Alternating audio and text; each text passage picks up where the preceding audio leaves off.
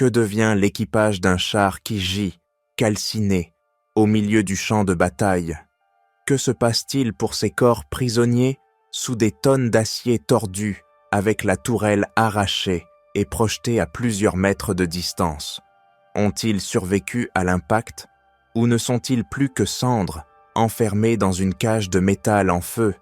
La réponse est brutale, dérangeante et rarement racontée. Mais derrière chaque tourelle soufflée, derrière chaque carcasse noircie sur la terre, se cache l'histoire d'un char qui a bouleversé à jamais la guerre moderne. Le T-72. Un blindé né il y a plus d'un demi-siècle, en pleine guerre froide, quand l'humanité vivait sous l'ombre d'un apocalypse nucléaire. Un char qui, contre toute attente, combat encore aujourd'hui, au XXIe siècle, dans des conflits qu'il n'aurait jamais imaginé affronter. Le T-72 n'est pas un char comme les autres. C'est l'aboutissement d'une doctrine forgée dans l'épreuve la plus sanglante du XXe siècle, la Seconde Guerre mondiale. L'Union soviétique avait retenu une leçon terrible. Elle n'a pas vaincu les Allemands parce que ses chars étaient meilleurs. Les T-34 n'étaient dit pas supérieurs aux Panthers ni aux Tigers. Ils ont gagné parce qu'ils étaient plus nombreux, parce qu'on pouvait en produire par milliers, parce que, même si les pertes étaient effrayantes, il y avait toujours un autre T-34 prêt à avancer. Tel fut le prix, du sang contre de l'acier, des hommes pour des chiffres, des vies pour du territoire. Et cette logique froide, implacable, presque mathématique, allait donner naissance au T-72. Avec ces idées en tête, dans les années 1960, l'Union soviétique se heurtait à un dilemme. Le souvenir de la guerre contre l'Allemagne nazie restait vif.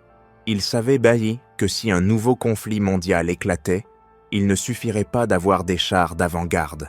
Il faudrait quelque chose de plus simple, de moins cher et surtout, de reproductible en masse. Un blindé que l'on pourrait fabriquer par dizaines de milliers et placer entre les mains de soldats fraîchement formés en l'espace de quelques semaines. La première tentative fut le T-64, un char révolutionnaire pour son époque.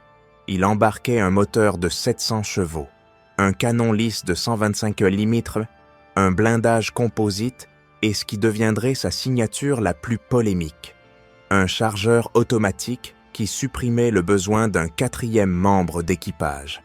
En d'autres termes, 3 hommes suffisaient pour faire vivre la machine. Compact, bas, difficile à toucher, avec une puissance de feu comparable à celle des chars occidentaux les plus modernes. Sur le papier, il semblait invincible, mais la réalité fut beaucoup moins glorieuse. Le T-64 s'était révélé fragile, capricieux et coûteux. Un monstre difficile à entretenir, exigeant des mécaniciens hautement spécialisés et trop cher pour être produit en grande quantité. Brillant en théorie, mais inadapté à une guerre totale. De cette expérience allait naître son petit frère, un design moins ambitieux, mais infiniment plus pratique, le T-72. Il conservait le même canon de 125 à 100 mm et le chargeur automatique, mais remplaçait le moteur capricieux par un V12 diesel plus robuste de 780 chevaux. Le secret de sa réussite tenait en une philosophie claire, la simplicité avant la sophistication, la production de masse avant la perfection technique. Le T-72 fut pensé comme un modèle de mobilisation. Si la guerre éclatait en Europe, les chars les plus avancés, comme le T-80, seraient confiés aux unités d'élite. Le T-72, lui, deviendrait le cheval de bataille des armées régulières. Ce n'était pas le meilleur char du monde, et il ne prétendait pas l'être. Sa véritable force résidait dans la capacité d'en déployer des milliers, des dizaines de milliers, pour écraser l'ennemi par la seule supériorité numérique, à l'image des T-34 durant la Seconde Guerre mondiale. Un char pensé non pas pour briller seul, mais pour dévorer des territoires par masses entières. En quelques années à peine, la machine industrielle soviétique atteignit son objectif. plus de 25 000 T-72 sortirent des chaînes, non seulement en URSS, mais aussi chez des pays satellites du pacte de Varsovie. Une armée d'acier prête à submerger l'Europe en cas de conflit. L'Occident observait avec une inquiétude grandissante. Les rapports de renseignement indiquaient que le T-72 pouvait encaisser des impacts frontaux avec les munitions standards de l'OTAN. Ni les canons de 105 mm, ni nombre de missiles anti-chars en service ne semblaient d'un suffisant face à son blindage. Si des milliers de ces chars franchissaient la gué le Rhin, les armées de l'OTAN pourraient-elles les arrêter? Certains stratèges redoutaient que l'équilibre militaire en Europe soit sur le point de pencher en faveur du pacte de Varsovie. Mais derrière cette aura d'invincibilité se cachait un problème mortel. Le chargeur automatique, la pièce maîtresse qui permettait de réduire l'équipage à 3 hommes et de préserver une silhouette basse et compacte, imposait de stocker les obus dans un carrousel tournant sous la tourelle. Concrètement, le chef de char et le tireur étaient assis, littéralement, sur un anneau d'explosifs. Si un projectile ennemi parvenait à percer le blindage, l'issue devenait presque inévitable. Les munitions s'enflammaient en chaîne et le char explosait de l'intérieur. La déflagration était si violente que la tourelle était arrachée et projetée en l'air comme un gigantesque boulet. Les soldats lui donnèrent vite un surnom sinistre, l'effet Jack in the Box. Pour les membres d'équipage, cela voulait dire une seule chose. Le T-72 pouvait se muer en quelques secondes, en tombeau d'acier en flammes. Le pilote, placé plus en avant dans le châssis, avait un peu plus de chances de s'en sortir. Mais chef de char et tireur, coincés dans la tourelle, étaient l'un décernés par des obus prêts à exploser à tout instant. Les Soviétiques avaient sacrifié la sécurité de leurs hommes au profit de la cadence de tir, du profil bas et de la production de masse. D'où un autre sobriquet, amer, qui circulait dans les casernes, le Schrader cercueil à 3 hommes. Et pourtant, malgré tous ses défauts, le T-72 allait connaître son baptême du feu avec une force dévastatrice. Au Liban, en 1982, des unités syriennes, équipées des tout nouveaux T-72, affrontèrent les forces blindées israéliennes. Pour la première fois, des chars soviétiques détruisirent les redoutés Merkava, fierté de l'industrie israélienne. La nouvelle se propagea comme une traînée de poudre. Le T-72 pouvait vaincre les blindés occidentaux les plus modernes. Ces jours-là naquit le mythe d'un char invincible, un mythe qui serait vite mis à l'épreuve sur des scènes bien plus sanglantes. Durant la guerre Iran-Irak des années 1980, le T-72 vécut son premier déploiement massif. Les Irakiens, alliés de Moscou, reçurent des centaines d'exemplaires. En face, les Iraniens disposaient surtout de chars occidentaux de générations antérieures, les M60 Patton américains et les Chieftain britanniques. Le résultat fut immédiat. En rase campagne, les T-72 se montrèrent largement supérieurs. Leurs canons de 125 mm traversaient sans peine, le blindage adverse, et leurs équipages pouvaient anéantir des formations entières en quelques heures. Pendant un temps, le T-72 fit peur. C'était le maître incontesté du désert. Puis vint l'envers du décor. En combat urbain, entre ruelles étroites et immeubles en ruine, le modeste RPG-7, un lance-roquettes portatif, bon marché et manié par un seul homme, prouva qu'il pouvait devenir le pire ennemi du char soviétique. Un tir bien placé sur le flanc, à l'arrière ou depuis un étage, et tout l'intérieur du T-72 se transformait en enfer de feu et d'éclats. Les mêmes chars qui dominaient en terrain ouvert se changeaient en cercueils de métal dans les villes. Mais l'épreuve décisive arriva en 1991 pendant la guerre du Golfe. Les T-72 irakiens, aux côtés d'autres modèles soviétiques plus anciens, attendaient Ronde retranchés dans des positions défensives. Le désert semblait leur allié, terrain dégagé, visibilité immense, champ de tir parfait. Sur le papier, les Américains allaient jamais se heurter à un mur d'acier. Rien ne se passa comme l'espéraient là les Irakiens. Les M1 Abrams avancèrent au cœur de tempêtes de sable, invisibles pour les viseurs optiques soviétiques. La technologie fit la différence. Caméras thermiques de dernière génération, coordination aérienne avec hélicoptères Apache et chasseurs bombardiers, et une munition perforante à l'uranium appauvri, capable de percer n'importe quel blindage soviétique de l'époque. La bataille tourna au massacre à sens unique. En une seule nuit, plus de 150 Texantanda furent réduits à des carcasses fumantes, sans qu'un seul char américain ne soit perdu. Les Irakiens étaient littéralement aveuglés et détruits avant même d'apercevoir leur ennemi. Le mythe du T-72 comme grand épouvantail de l'OTAN s'effondra. Soudain, ce char qui devait incarner la fierté soviétique devint le symbole d'une fragilité technologique, du retard face à la guerre moderne. Mais le pire restait à venir. À Grozny, en 1994, des colonnes russes dorées de T-72 et de T-80 avancèrent vers la capitale tchétchène, en formation massive, comme pour un défilé militaire.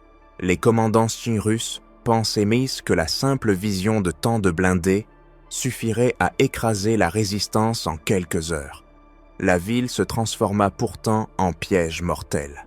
Les combattants de Tchétchènes, armés de peu plus que de RPG-7 et d'une connaissance intime du terrain, attendaient, tapis entre immeubles éventrés et caves improvisées. Le plan fut simple et létal. D'abord, détruire les chars de l'arrière-garde pour bloquer toute retraite. Puis, frapper sans répit le reste. Piégés au milieu de rues étroites où aucune manœuvre n'était possible. Depuis les toits, les fenêtres et même les égouts, les roquettes anti-chars martelaient encore et encore les flancs et l'arrière des T-72. Chaque impact sonnait comme une sentence de mort. Les chars explosaient en boules de feu, leurs tourelles projetaient dans les airs, tandis que les équipages étaient engloutis en quelques secondes. Le centre de Grozny gagna un surnom aussi macabre que mérité, le cimetière de chars. En l'espace de quelques heures, la ville s'était métamorphosée en un véritable cimetière blindé. Les Russes brûlées, illuminées par les déflagrations, et les survivants racontaient avec effroi comment ils voyaient des tourelles s'arracher et filer comme d'énormes projectiles, avant de retomber lourdement entre des immeubles en ruine. C'était l'enfer sur Terre, un théâtre où le T-72 exposa sa pire vulnérabilité, la guerre urbaine. Grozny ne fut pourtant pas un cas isolé. Des scènes similaires allaient se répéter quelques années plus tard dans les Balkans. À Vukovar, en Croatie, en 1991, les chars M84, copies yougoslaves du T-72, entrèrent en pensant mener une opération éclair d'écrasement. La réalité fut tout autre. Sur la tristement célèbre Tropinska Cesta, les colonnes blindées avancèrent sans se douter qu'elles se jetaient dans une embuscade préparée au millimètre. D'abord, les Croates détruisirent le char de tête et le dernier du convoi. Le reste se retrouva coincé dans un cul-de-sac. Du feu ennemi de tous côtés, aucune échappatoire. Les tourtotins de RPG à courte distance pleuvaient des fenêtres, des toitures et des caves. Les chars explosaient les uns après les autres, tandis que l'infanterie d'accompagnement était décimée dans la confusion. Ce qui devait être une promenade militaire tourna en une nouvelle boucherie blindée, passée à l'histoire sous le même titre funèbre que Grozny, un cimetière de chars. Aujourd'hui, plus de 3 décennies de plus tard, le T-72 est toujours présent sur les champs de bataille. Cette fois, en Ukraine. Mais le décor a changé pour toujours. la guerre moderne a transformé tous les chars, pas seulement le T-72, en cibles exposées et fragiles.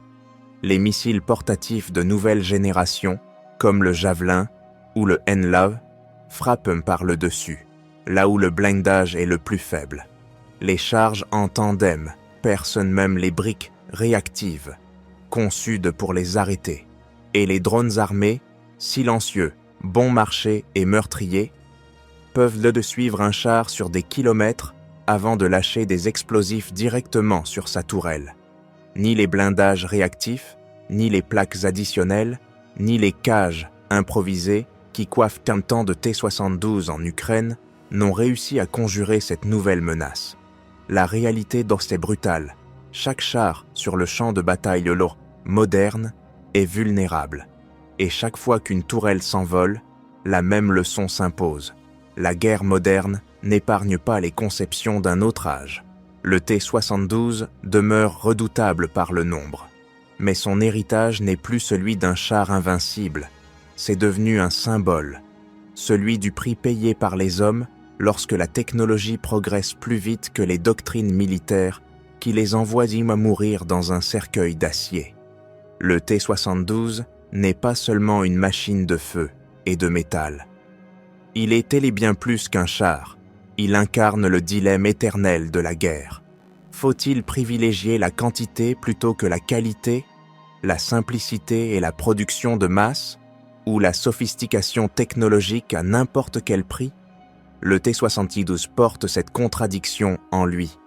Un dessin ingénieux sur le plan technique, révolutionnaire par sa simplicité, mais aussi une sentence de mort pour des milliers de membres d'équipage qui ont payé de leur vie les limites du blindé qu'il servait. Son histoire est celle d'un char qui a fait trembler l'Occident, qui a dominé les déserts, qui a brûlé dans les villes et qui, un demi-siècle après sa naissance, continue d'écrire des chapitres en lettres de sang, de feu et de tourelles arrachées du châssis. Un char qui ne disparaît jamais vraiment, mais qui, chaque fois qu'il revient au combat, rappelle au monde une vérité inconfortable: la guerre moderne ne pardonne pas. Et maintenant, la question est pour toi. Penses-tu que les chars ont encore un avenir sur les champs de bataille du XXIe siècle? Ou sont-ils condamnés à devenir de simples reliques de fer, dépassés par les drones, les missiles et ces nouvelles armes qui rebattent les cartes chaque année? Dis-le-moi en commentaire.